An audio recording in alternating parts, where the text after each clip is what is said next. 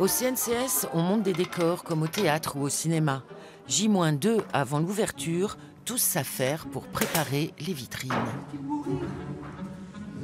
Elles accueillent les stars de l'expo.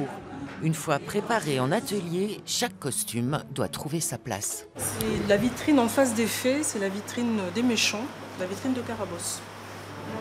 Il était une fois un moulin, les costumes de sorcières, de fées ou de princesses. Les contes populaires inspirent metteurs en scène et costumiers. Cendrillon ou Blanche-Neige ne seront jamais des vieilles dames. Elles sont intemporelles et c'est leur grande force. Depuis le XVIIe siècle, depuis justement les contes de Charles Perrault, la scène s'est emparée de ces thématiques, alors chacun avec son époque, mais aujourd'hui encore, c'est un thème qui est régulièrement traité, qui est régulièrement mis en scène, et la plupart des spectacles qui sont présentés ici sont des spectacles qui sortent de scène, en fait, qui sont encore au répertoire de théâtre, ou qui viennent juste de finir, comme quoi c'est une thématique qui, dans notre société, est encore porteuse. Peau d'âne était encore sur scène il y a 3 semaines.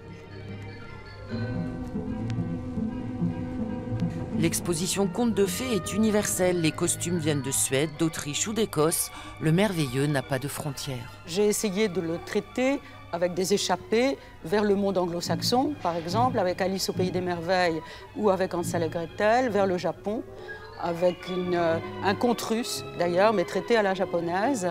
Et à chaque détour de cette exposition, vous vous trouvez rattrapé par un des personnages ou plusieurs des personnages de contes de fées que finalement, qui vous ont accompagné toute votre vie.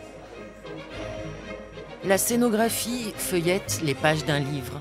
De conte en conte, un voyage féerique au milieu des belles et des bêtes, descendu de scène pour quelques mois au Centre national du costume de scène de Moulins.